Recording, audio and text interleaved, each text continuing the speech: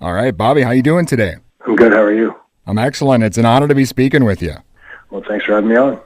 Well, I know you are coming to Minnesota here on Saturday, July 29th with NXT, and I know the NXT brand has kind of been doing some shows around the country as of late, but if the listeners haven't seen a live show, what are they in for?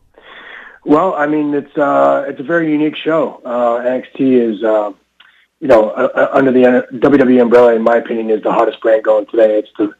It's been for the last year that I've been a part of it. It's grown leaps and bounds. Like you said, we're traveling all over the country doing live events. On top of our show that airs on WWE Network every Wednesday night at 8:00. We've done international stuff now. We went over to Japan and we did Australia. We got back from the UK just a few weeks ago. So, it's a very unique show. The fans are always very lively. It's a very family-friendly atmosphere, and you get to see a lot of great talent that you get to watch on Wednesday nights as well. Yeah, definitely a popular show for sure. And I know, Bobby, you've wrestled for various promotions over your career, including, I guess, the WWE way back in the day. But what's it like for you now to be back in the WWE and you're the NXT champion? It's been great. Like I said, it's just been, coming up on 1 year officially, coming up in August. And I made my debut at TakeOver Brooklyn last year, and TakeOver Brooklyn 3 is coming up very quickly, only about 3 weeks away. So it's been a great ride. It's been a really fun year for me. I've been in the business now for almost 20 years. So in all honesty, my year with NXT so far has been the most gratifying on a lot of different levels, really. It's been a lot of fun. I've learned a lot, still continue to learn. Even almost 2 decades in the business, I'm still continuing to learn and trying to get better and preparing myself to continue to be NXT champion. Yeah, and it's great. NXT has such a devoted fan base. In a lot of ways, it seems like a lot of the real hardcore fans maybe prefer it to Raw or SmackDown. I mean, the crowds are great, and as you mentioned, you've been in it for 20 years, so it must be great to be in front of a passionate crowd like that. Yeah, they're very passionate, and it's always a pleasure to go out there, and whether you're loved or you're hated or you love to be hated, it's whenever you get a reaction and you look out in the crowd and you see everybody invested in what you're doing and having fun and enjoying themselves, it makes your job a lot more fun. Well, Bobby, I know a lot of your longtime fans remember you for your years in TNA, but now that you've made the jump to WWE, it seems like a lot of the guys that were with you down there are up now as well and in the main event. I mean, it's great that you guys are kind of finally getting exposed to a larger audience and getting that recognition you deserve. Absolutely. It's there's a saying in the business: the cream always rises to the top. And you take a look at guys like Samoa Joe, obviously, and AJ Styles. Just 2 names that come to mind that I had a chance to work with in TNA and are now main eventers and are doing very, very well for themselves and becoming household names. So I couldn't be happier to see those guys succeed, and hopefully I can follow along in their footsteps. Awesome. As we mentioned, you're coming to Minneapolis here on July 29th with NXT, and I got to ask you about your entrance and your theme song and what you thought of that song when it was presented to you, because I mean that entrance itself has kind of taken over a life of its own.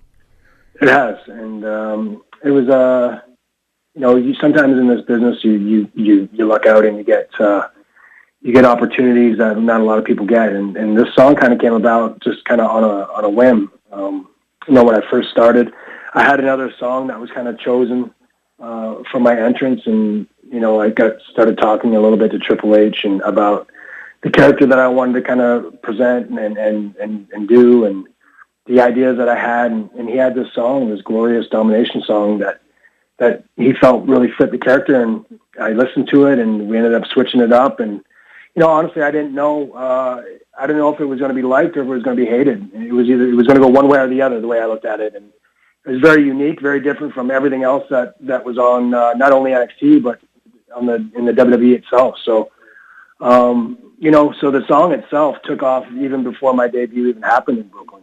We had almost 1 million downloads already before I was even debuted. And I just remember in Brooklyn, the music hit, and 15,000 people sang along to my song. And the past year, everybody has continued to do that in every entrance. And the entrance itself, I kind of went on my own and kind of tried to make it very unique and very different, and try to match the song and match the character. And I think it's still a bit of a work in progress, and I'm having fun with it. So Minnesota is going to get a chance to see that on Saturday night. Yeah, I know last time you were here at the Roy Wilkins Auditorium, I mean, the audience was singing it before the show started. They went nuts when you came out. They were singing it in the parking ramp afterwards. So, I mean, it's awesome for sure. Yeah, it's a good thing to have. It's to be able to have that connection with the audience and connection with the fans, before you even have to go out and put your boots on. It's pretty cool. Well, you mentioned almost 20 years in the business, so I got to assume that when you do make the jump to the main roster, there's got to be some guys that you're itching to work with. There is a ton of guys that come to mind. Obviously, this question gets asked to me a lot. There's just so many guys. There's so many. It's just untapped territory, really. There's the Seth Rollinses, the Roman Reigns. The John Cena's, the Randy Ortons obviously come to mind immediately. So, sky's the limit. The Bray Wyatts, even the Kevin Owens. Kevin and I are both Canadian guys. He's from Montreal. I'm from Toronto. So it's basically like a 4-hour difference, but we never ever got a chance to even wrestle on the same show together coming up. So I would love to do something with him. Even get in the ring with AJ or Joe at this level on a bigger stage would be pretty cool.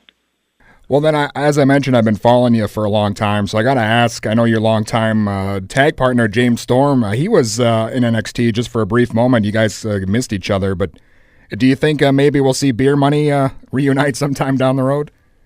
Well, you never say never in this business, but I think that James is kind of doing his own thing, and obviously being the NXT champion and being in the position that I have in the whole glorious thing kind of catching fire over the last 365 days, I think I'm pretty okay on my own. So, you never say never, but I don't really see that happening. Well, do you know who you might be facing coming up here on Saturday? I don't officially, but I know that there's a lot of talent that's going to be there. Obviously, Drew McIntyre, who is now the number one contender, who I'll be facing in Brooklyn, will be there. Roderick Strong will be there. So I know him and I just had a match on television for the title that I beat him. And I don't know, he's not very happy with me. So he might be coming for me there as well. I got a big target on my back. I carry the NXT Championship. So there's a lot of guys that are going to be gunning for me. So we'll see what happens. There's going to be, like I said, Roderick, Drew McIntyre, Aleister Black is going to be there as well. So, it's a stacked card. It's going to be a fun night. And, whoever I'm going to get in the ring with, when that bell rings, you can guarantee it's going to be glorious. Excellent. Bobby, every time we have a wrestler on the show, we always ask them if there was somebody they could wrestle maybe from the past, who would it be? Is there maybe a name or two you could point to? Yeah, of course. I mean, again, there's a long list of guys. But I grew up, obviously in an era, late 80s, early 90s.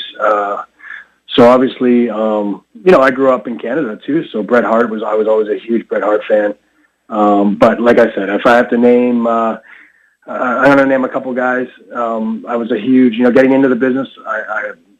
Kurt Hennig, Mr. Perfect, was my hero. Was someone that I kind of looked up to and kind of molded myself after, and watched tons of hours of tapes of Kurt Hennig. So he would be a guy. If I could go back and even just meet him, would be amazing. Obviously, Shawn Michaels would be on the top of the list there as well. So, there's a lot of dream matches for me for sure. Awesome. Again, I'm a huge fan, and you guys coming to Roy Wilkins on July 29th with NXT, and looking forward to seeing you. Thanks so much for your time.